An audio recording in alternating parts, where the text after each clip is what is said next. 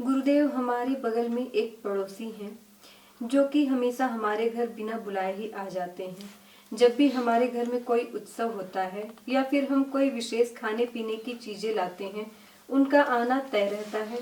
कई बार मजबूरी होती है कि उन्हें बिना बुलाए ही वो चले आते हैं, और कई बार ऐसा होता है कि उन्हें अपने आप से पता चल जाता है तो भी वो आ जाते हैं। ऐसी स्थिति में हम उनसे कैसे निपटें गुरुदेव? रचना श्रीवास्तव। रचना भी आपकी अच्छी है और वास्तव में आप श्री के आसपास होंगी तो अच्छी बात है। एक मानव विज्ञानी, एंथ्रोपोलॉजिस्ट, अफ्रीकन जो डरबन है, डरबन के पास जो जनजातियां जहाँ रहती हैं, ट्राइब्स, वहाँ गया था कुछ रिसर्च करने के लिए, क्योंकि वो मनोविज्ञान पर काम कर रहा था।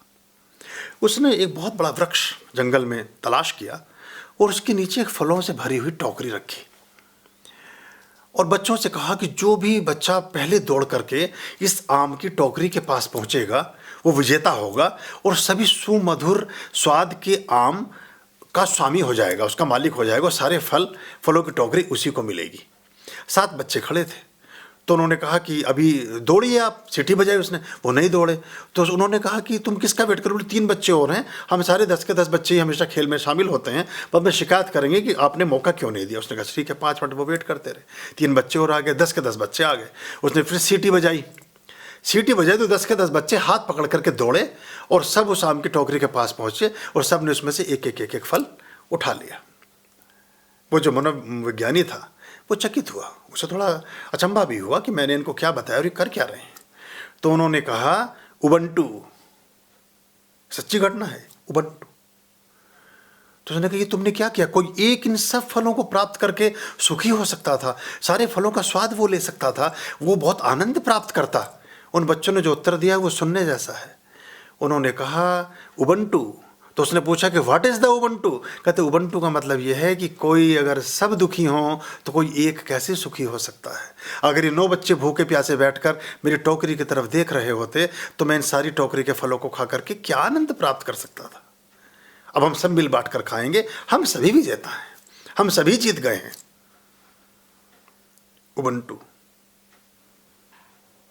7 का मजा कुछ और है। ऋग्वेद में एक श्लोक आता है कि अकेला खाने वाला पाप खाता है।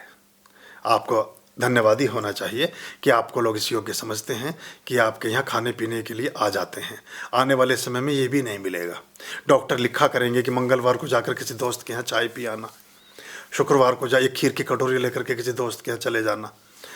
और ऐसा भी समय आ सकता है कि वो कहीं टूथपेस्ट की तरह की एक पेस्ट लिख दें घी की, कि 20 ml गौ घृत की एक पेस्ट दान करिए आप कहीं।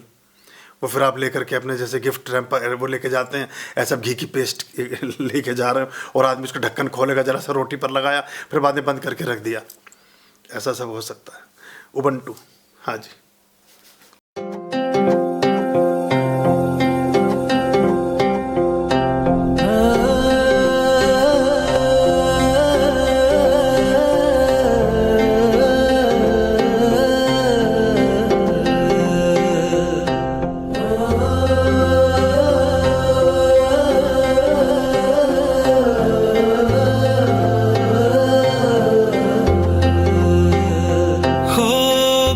सा महके हैं वो हर दिल में रहते हैं, जो सबका वो सोचा करे, सबका वो सोचा करे।